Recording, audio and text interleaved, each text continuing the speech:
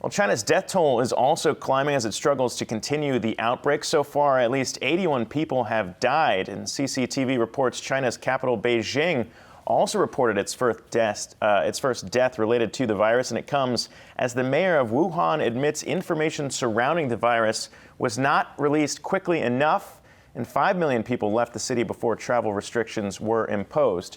So joining us now is Dr. Mehmet Oz, the host of the Dr. Oz Show. Thank you so much for being here. When we look at it, I mean, we just heard the mortality rate being discussed there, but obviously there are more stats that go into considering how quickly this virus is spreading and what the real concerns are. So how do you tie it back to that 2002 SARS outbreak, and what are you seeing in how worried people should be? Well, the major surprising and a little concerning observation, and it was made by Chinese health officials, is that the incubation period for this new coronavirus is closer to 2 weeks than the usual 1 week or less. And so SARS, within 5-6 days, you knew you had it, and you only passed it along once you knew you had symptoms. So there are things you could do to protect the people around you. It turns out with this virus, that may not be the case. You may be able to go around for a while without realizing you're ill, all the time contagious to those around you. So the usual tactics that we would use to make people feel secure, screening at airports, you know how they put the temperature monitor on your head, or they take a picture of everybody walking through the terminal and they pick out the hot spots. That won't work if a afebrile person can pass the virus so long. There's also an issue, I think, of confidence and trust.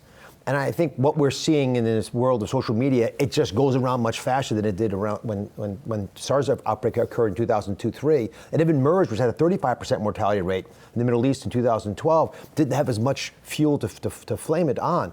But right now we're in a world where everyone thinks of the Chinese lying. And I got to say, from everything I've heard, from the president down to folks on the ground in China, the Chinese government seems to be trying to tell the truth. Unlike what happened in 2002 and 3, where that information gap really could have done a lot more damage than it ended up doing. But now people, I think, should be thinking, at least we're hearing most of the truth. Yes, there are issues like we found out later than we should have. There have been hundreds of people ill, we know, at least since December. People worried about today's death toll, but I can tell you with thousands more people ill without unclear diagnosis, we're going to have more reports of coronavirus. There's no way it's going to stay where it is today, but it doesn't mean the virus itself innately is more dangerous. See, that's what's interesting too, though, because we got the update from Wuhan's mayor where this all started that revealed that certain rules imposed by Beijing limited what he could disclose about the virus's threat. So though people are saying they've been handling it much more transparent ways, this time around, still, the mayor is saying that he couldn't reveal everything up front. Well, better, not perfect. And having, first of all, quarantine model itself is a little suspect because 60 million people are hard to wall off. And from 5 million, as you mentioned, can already, at least, were able to exit without anyone slowing them down, which I would have done if I was living there as well. Most of us would have. You begin to appreciate why there's an information gap that panics investors and the average folks. But I don't want that to be confused with, is this really a dangerous virus that could do great harm? And that's why groups like the World Health Organization, whose primary goal is not the stock market, but is this really a global pandemic or not, are holding back for the reasons you've already outlined. It doesn't seem to have a high mortality rate quite as much as we expected. Yep. I mean, I'm not a doctor, but I probably should go to one. You can play one on TV. That's right. I'll talk to you after the show. I'm going to channel Aaron Rodgers here. RELAX, relax. I don't think this is that big of a deal. I'm a bit of a media skeptic. I feel like this is a classic media story. Every year we get a new virus, a new boutique virus, like Paris Hilton getting a new Chihuahua, and this one will be returned as well. The market's going to rebound like Rodman. It's going to be totally fine.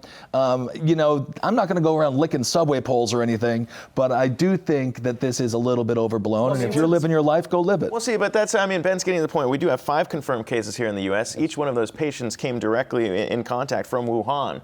So when you're talking to Americans seeing this play out, because obviously everyone's following the news right now of those cases and what might happen, as you're saying, more cases to be expected. But when it comes to Americans protecting themselves, I mean, unless you have come into direct contact with travelers from Wuhan, I mean, what else can you do to protect? I'm not handing out masks. I don't think people ought to be wearing them.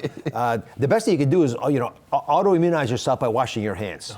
And I know that sounds so simple and almost dumb to mention, but we touch our fingers to our face thousands of times a day. And the most common way we'll get infected is someone coughs, the droplets land on this armrest, I put my hand here 10 minutes later or an hour later without knowing you were sick, and then I touch my nose and it gets into my mouth. And those are the classic tactics that we know are effective. What amazes me, and Ben, maybe you can comment on this, I don't understand why we're not more panicked about the regular old-fashioned influenza virus, which it's already taken probably 20,000 lives. It's going to take estimated 60 to 80,000 lives. SARS took, 800 lives. So this virus is probably not going to be anywhere close to the magnitude of impact of the influenza virus, and yet we are panicked of it. And again, a part of that is we have an innate fear in our psyche, in our genetics about epidemics. It's, these epidemics have wiped out large portions of the human population. So we're sort of waiting for the big one. And with the kinds of exotic animal interface with humans that they had the wet markets in Wuhan, it's not surprising it happened there, but that's still happening all over the world. Yeah. And so we're going to have more of these viruses. They'll have lots of media attention on them, but one time it's going to be a virus that's dangerous enough. Imagine Ebola with the contagiousness of this. And you start to get a little bit worried. It's not the case this year, but one day there's a reason for people to be concerned. Well, with the SARS episode then, I mean, and I guess other epidemics that maybe have gotten a lot of media attention, what's been the ultimate resolution to it, right? Because you have some firms out there that are trying to find some sort of vaccine or some way to address this head on.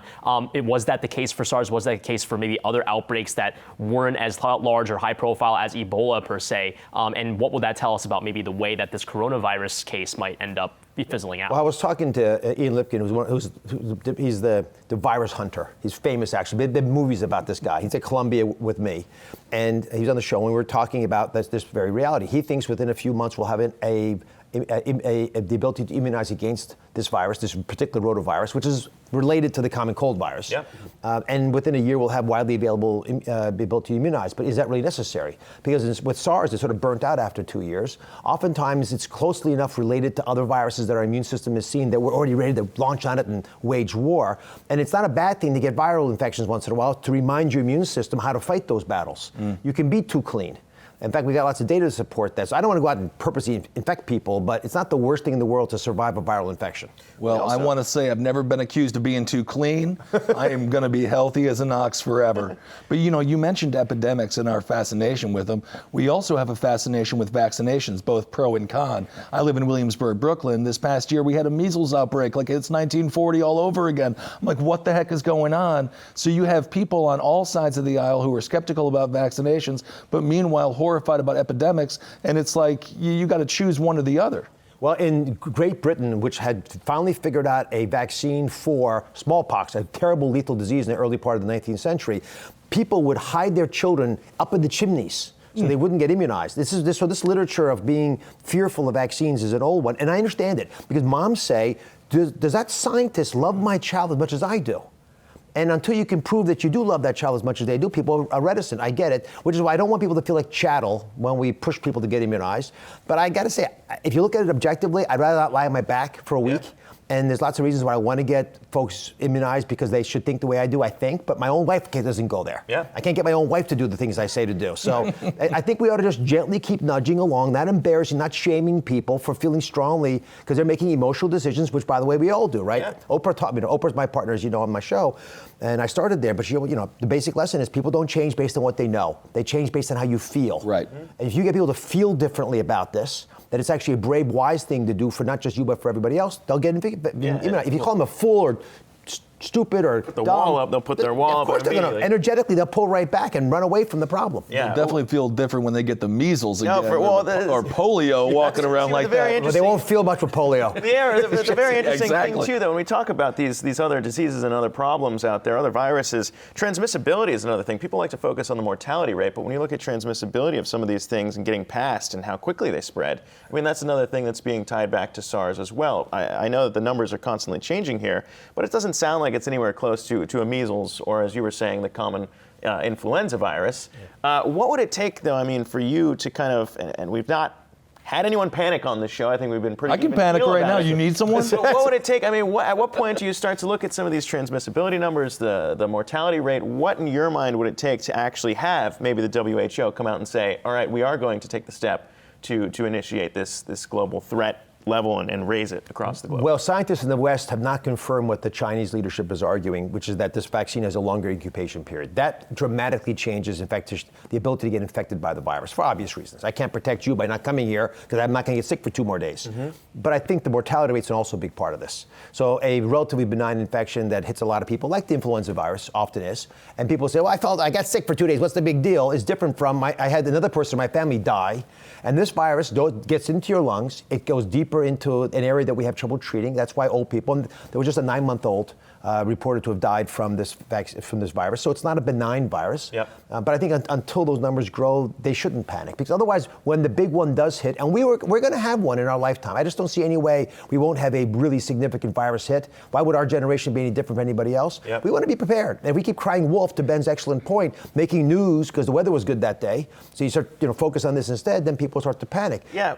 Yeah, see, you've been very outspoken about that too, though. I know you wrote the op-ed highlighting fake ads on Facebook. I know that was different because it's ads, but I mean, when it comes to the responsibility for some of these social networks to be monitoring this, I mean, if you look at Twitter right now, there are a lot of videos that you can't really confirm where they're coming from, but showing things that do not add up to what we're seeing out of symptoms of this virus, people bleeding from their head, falling on the street, and claims that people are collapsing on the street. I mean, how much responsibility falls on the part of these social networks to maintain some of these things, for lack of a better term, for spreading when we're seeing fake news on the platform? I mean, the big boys, the social media networks, have to police the neighborhood, not in a doctrinaire way, but they've got to at least make sure it's a safe neighborhood. I wrote this piece in the Wall Street Journal. It was about a peer-reviewed article that I wrote about the fact that we don't really have our arms around the problem of fake advertising. I've been a poster child for this because I talk on my show often about problems that people want solutions to, and then next day I'll hold this cup up, and the next day they'll superimpose some fake product here. Tom Hanks last week